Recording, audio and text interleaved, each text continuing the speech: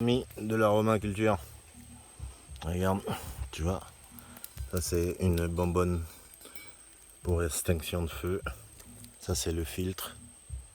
En fait là je te présente c'était mon, comment on appelle ça, ma pompe à eau, ma pompe pour faire remonter de l'eau. Donc le système à crépine, et j'ai retiré tous les éléments pour ne pas que ça puisse rouiller. Donc la valve d'ouverture, de fermeture qui est là. Là il y avait un système aussi, je crois. Là, tu pouvais nettoyer le filtre, le purger d'abord, ensuite le démonter, le nettoyer. Alors donc là tu as un système de tapotement, donc c'est le clapet à tapotement avec le reflux.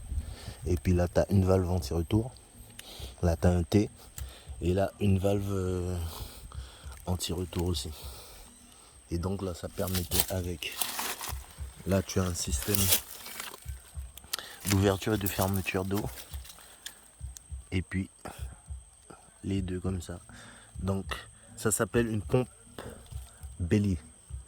Donc c'est avec ça que je remontais mon eau.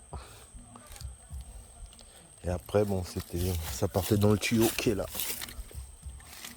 Tu vois, jusque de l'autre côté là-bas. Donc là je vais essayer de le remettre en fonction. Parce que bon là la saison sèche a recommencé à bien taper. Donc c'est pour ça que mon feu, tous les feux que j'allume, ça brûle bien. Et donc voilà, ça s'appelle une pompe bélier. Donc ça marche sans électricité, hein, sans le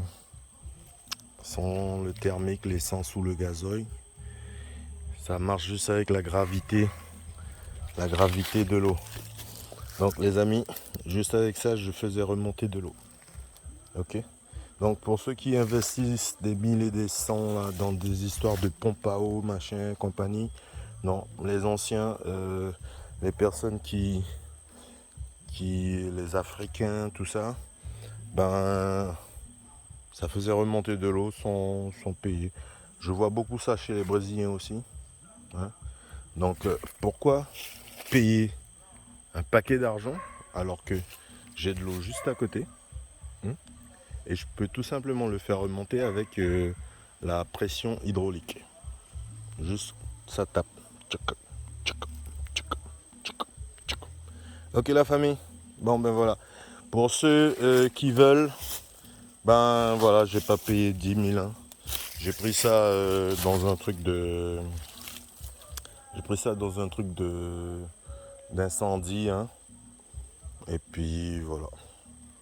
Un truc d'incendie. Le reste j'ai financé tranquille au calme. Au fur et à mesure. Et puis j'ai monté le système à la maison. Je l'ai testé à la maison. Quand j'ai vu que ça marchait, je l'ai mis sur le terrain. Et puis bon ben on a pu faire remonter de l'eau. Donc je vais le remettre en place hein, dès que j'aurai un petit moment. Et puis voilà, boum boum boum. Hein. Yes la famille. Avec et pas contre la nature. Hein. On ne met pas des 1000 et des 100 dans le projet. Ouais. Puisque on a la rentrée des classes, on a les enfants, on a la madame. Bon voilà. Je sais pas si tu vois bien là, l'espèce de petit truc là, bien au milieu là. Mais ça là, la petite boule là que tu vois là, c'est un nid de guêpe. Donc j'étais en train de le nettoyer autour. Et puis ces messieurs dames se sont dit tiens, on va se planter là. Donc j'ai eu le temps de les voir. Qui fait que bon, ben voilà. Mais franchement, ouais, rock'n'roll. Hein.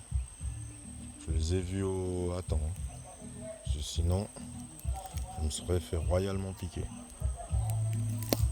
Bon, enfin bref. Bon, et pour finir, ben, je me trouve devant un dilemme.